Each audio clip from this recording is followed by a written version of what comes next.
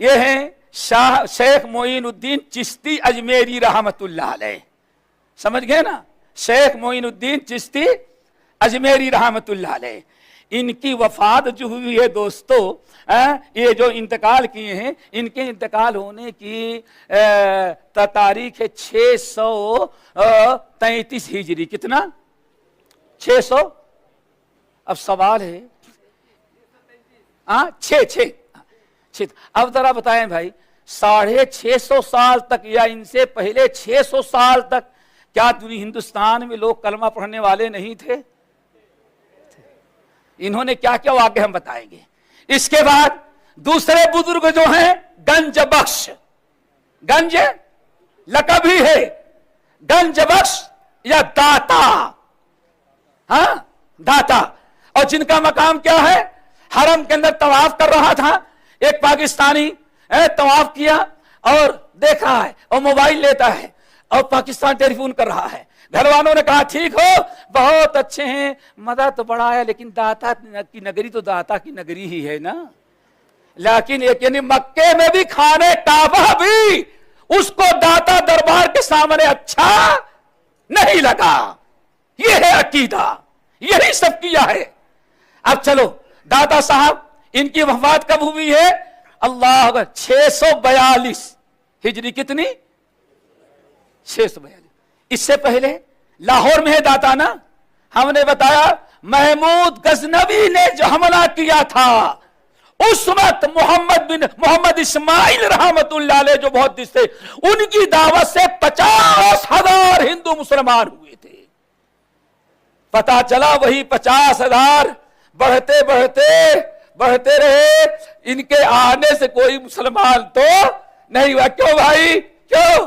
وہ زمانہ تھا ایک آدمی کے 10 بچے ہوتے تھے، آدمی کے 12 بچے ہوتے تھے، لیکن غارت کرے یورپ کو، اس نے کہا ہم دو، ہمارے دو، ہاں ہم دو بچے ہوتے ہیں گھر میں اچھے، یہ ہے، اس لیے ہماری تعداد گھٹائی ہے، ورنہ 50,000 جو مسلمان ہوئے تھے، اگر دیکھا جائے 100 سال میں 1 صدی میں تو پتہ نہیں کتنے لاکھ مسلمان ہو گئے ہوں گے اس وقت۔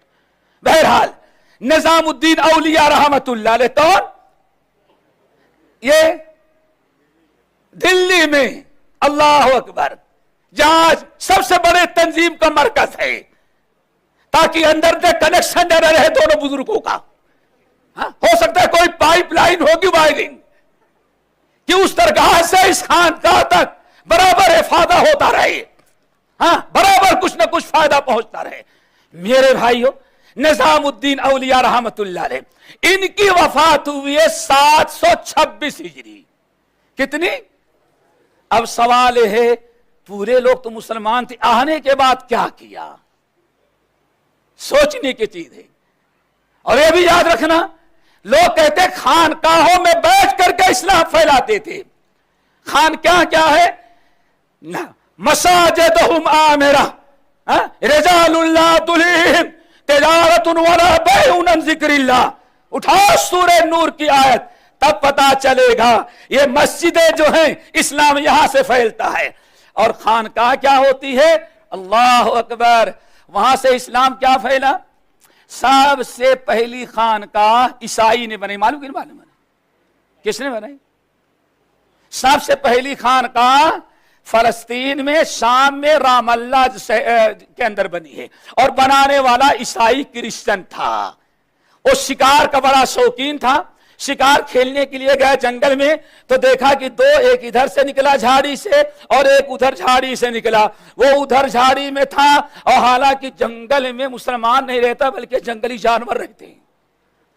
اب ہو سکتا ہے بھائی اس جیسے جنگلی بھینس ہوتی ہے، جنگلی گائے ہوتی ہے، جنگلی بچڑا ہوتا ہے، جنگلی اونٹ ہوتا ہے، جنگلی انسان بھی ہو، سمجھ گئے نا؟ دو انسان نکلے اور آنے کے بعد دونوں گلے ملے، گلے ملنے کے بعد دونوں نے ایک دوسرے سے معاملہ کیا۔ اس نے اپنے پاکی سے تھیلی نکالی، اپنے پاکی سے، اور دونوں نے کھانا شروع کیا۔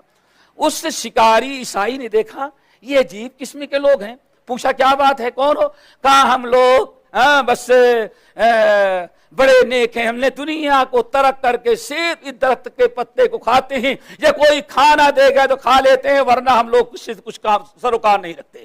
اس نے کہا یہ بڑے نیک لوگ ہیں، ایسا کرو ان کو یہ گھر بنا کر کے دے دو، 24 گھنٹے اسی میں رہیں۔ یہ پہلی خانقاہ تمام مورخین کے مطابق یہ سب سے پہلی خانقاہ ہے جو اسلام میں قائم کی گئی۔ اور ہندوستان میں تفصیل بڑی ہے، غوری حکومت جو ہوئی ہے ان لوگوں نے خانقاہوں کا سلسلہ شروع کیا، ورنہ اس سے پہلے اسلام میں یا ہندوستان میں کوئی خانقاہ نہیں تھی۔ بہرحال دوستو یہ بتانا تھا میں، اور 4 طریقے آپ نے سن لیا۔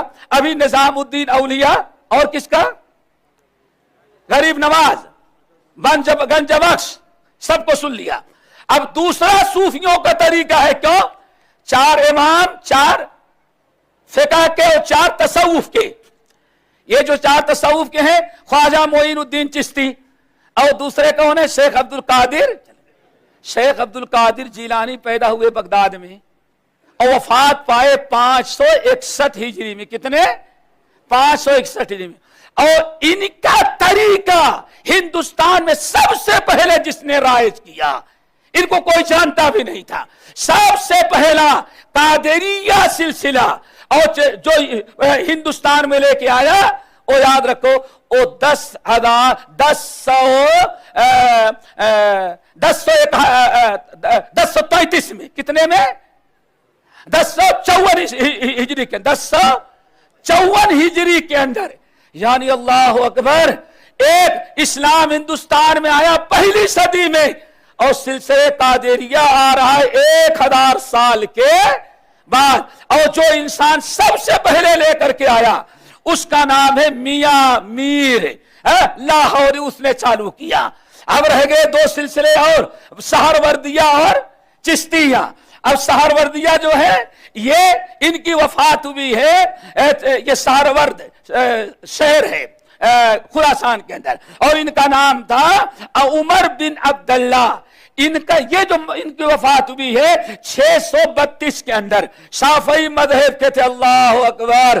یہی کہتے ہیں ہمارے حنفی بھائیوں کو ملتا بھی ہے تو اپنا کوئی نہیں ملتا، ہمیشہ دوسرا ہی ملتا ہے۔ ہمارے سنی بھائی کو تو کوئی 11ویں کے لیے ملا، کون ملا؟ شیخ عبد القادر جیلانی حنبلی۔ اور ان کو ملا تو کون ملا؟ اللہ اکبر۔